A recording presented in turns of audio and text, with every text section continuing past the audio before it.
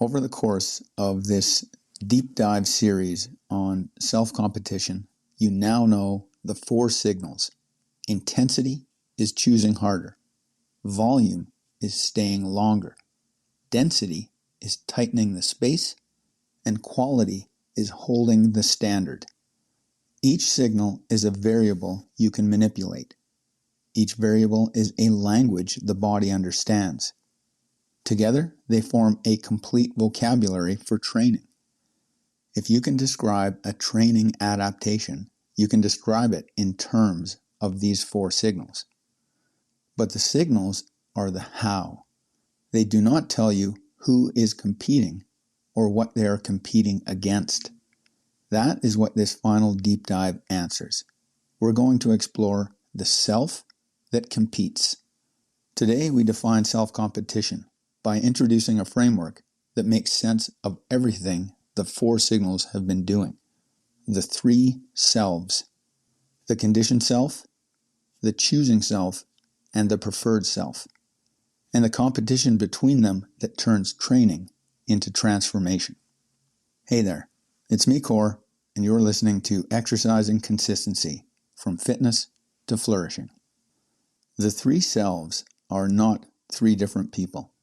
They are 3 functions of one person, distinguishable by what each one does. The conditioned self is the sum of your past reinforcement, your habits, your emotional reflexes, your learned responses. It runs most of your life, by some estimates at least as much as 90%, and it runs it fast. When stress spikes, when fatigue sets in, when the circumstances demand a response before you have time to think, the conditioned self acts. It's not malicious. It is simply what has been trained so far. In the gym, the conditioned self is the body as it is. The squat pattern you default to when the weight gets heavy. The tempo you accelerate when you stop paying attention. The depth you cut when fatigue arrives. It's not your true nature. It's what practice has made permanent. The choosing self is the faculty of volition, the part of you capable of conscious direction. It's the essence of who you are. It's the only place where virtue exists, because virtue is nothing more than the act of choosing well in the present moment. In the gym, the choosing self is the moment before the set begins. You set your stance. You brace your core. You decide this rep will hit depth. This eccentric will be controlled. This standard will be held. The choosing self is effortful. It requires attention, but it is the only faculty by which the conditioned self can be retrained. The preferred self is the standard, the template, the version of you that acts in alignment with your highest values and most important goals. Not someday, but in the next moment of choice. In the gym, the preferred self is the trained competitor, the lifter who moves with precision under load because thousands of choosing self decisions have conditioned the body to respond that way automatically. The preferred self is never fully realized as a fixed state. It's a direction, a behavioral standard, something you enact, not something you wait for. The arc of transformation goes like this.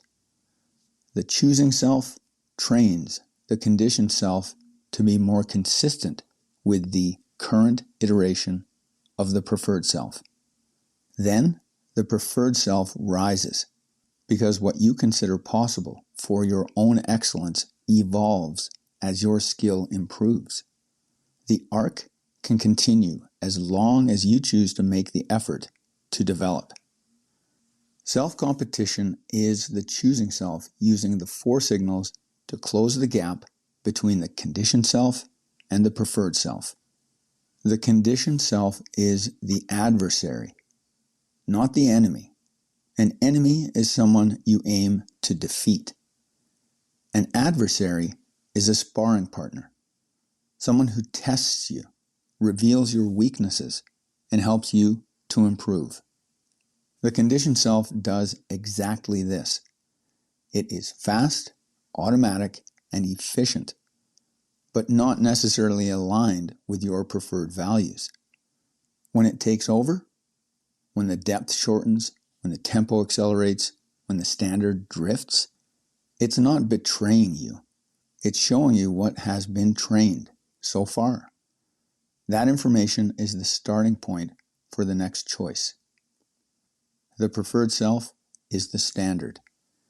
It defines what winning looks like, not stronger than him, not better than yesterday, stronger than the conditioned self's current baseline, better than what practice has made permanent so far. The gap between the conditioned self and the preferred self is the competition. Every session, every set, every rep is an opportunity to close that gap by some measurable amount. The choosing self is the competitor. It makes the decisions. It sets the intention before the set begins. It holds the standard during the set. It reviews the result after the set without punishment. It decides which signal to compete on today. It's the only place where the competition is won or lost. This is what elevates exercise beyond merely moving the body for health or fitness. Those are decent goals, but you can do so much more with exercise. And that's the point of self-competition. Self-competition is the choosing self directing the conditioned self toward the preferred self and measuring the distance on purpose. The purpose, with a capital P, being to live your highest values while realizing your most important goals. Let's first consider what self-competition isn't to better understand what it is. It's not competing against other people. Other people are not your adversary. Their weights, their reps, their standards, their progress, none of it is relevant to your training. The person who competes against others is measuring themselves against circumstances they cannot see. The person who competes against their conditioned self is measuring themselves against the only data set that is complete and honest. Self-competition is not self-criticism in disguise. The conditioned self is an adversary, not a defendant. The purpose of the competition is not to generate dissatisfaction with where you are. It's to generate information about the gap between where you are and where you intend to be. If the gap narrows, the signals are working. If the gap stays the same, the signals are maintaining. If the gap widens, something changed. Investigate. The information does not carry a verdict about your character. It carries feedback on your training. Self-competition is not a demand for constant winning. Some sessions, the gap widens. On the day you had less sleep, more chaos, poor recovery, the conditioned self came into play to deal with it. That's life. 2 steps forward, 3 steps back. It happens. The loss is data. The choosing self does not punish the conditioned self for winning. It learns from the loss and returns to the standard. The adversary improves you by exposing where you're weak. That is what sparring partners do. Here are 3 reasons why the conditioned self is the right adversary, and none of them are motivational. First, the data is complete. You know what the conditioned self is capable of because you've been recording it. The weight, the reps, the depth, the tempo. Every rep you've ever performed has left a trace in the logbook and in your performance. You do not know what anyone else is capable of. Not really. You know what they posted, perhaps. The gap between what someone posts and what they did is unknowable. The gap between what you log and what you did is zero, if you're honest. Second, the circumstances are comparable. The conditioned self trained under circumstances that are at least partially known. You remember the session. You remember how you felt. You know what happened after. The comparison is never between identical sets of circumstances, but it is between circumstances where the differences are visible to you. The external competitor compares circumstances where the differences are unknown and assumes they are the same. Third, the adversary improves. This is the feature that makes the conditioned self unique as a sparring partner. When you train it toward the preferred self, it becomes more skilled. The weight you used that was a victory 6 months ago is a warm-up today. The standard that felt demanding last year feels automatic now. The adversary scales with you. That scaling is the clearest evidence the competition is working. The external competitor chases targets that move for reasons unrelated to their own training. The self-competitor's adversary gets stronger because they trained it to be stronger.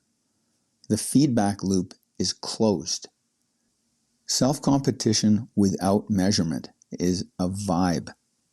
It feels good to say, I'm competing against my conditioning. It produces no specific action. The 4 signals turn the vibe into a scoreboard. Intensity measures the gap in load. The conditioned self squatted 185 for 5 reps. The choosing self decides 190 for 5. If the conditioned self completes the set, the gap narrowed.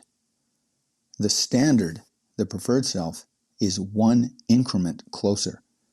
The score is kept in kilograms or pounds. Volume measures the gap in accumulation. The conditioned self completed 15 working sets this week. The choosing self aims for 16. The score is kept in sets. Density measures the gap in recovery speed. The conditioned self needed 3 minutes between sets. The choosing self compresses to 2 minutes and 45 seconds. The score is kept in seconds.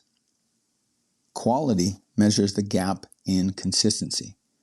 The conditioned self hit depth on 4 of 5 reps. The choosing self demands 5.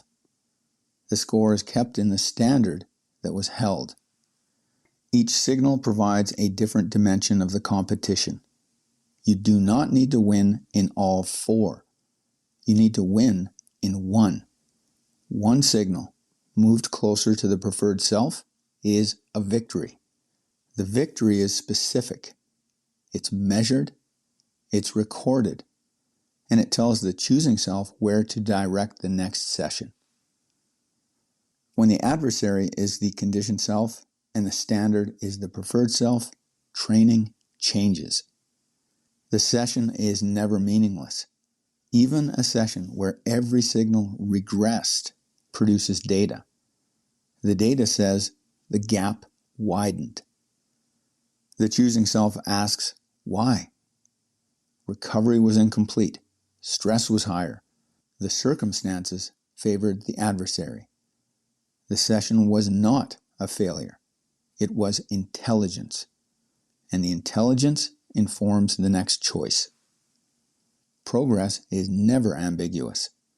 You know whether the gap narrowed because you know what the conditioned self produced and what you demanded. There is no guessing, no relying on how you feel. The logbook is the scoreboard. It reports the result. Setbacks are never permanent. The conditioned self is a record, not a verdict. You can lose ground for weeks and still return to closing the gap. The adversary does not judge you for falling behind.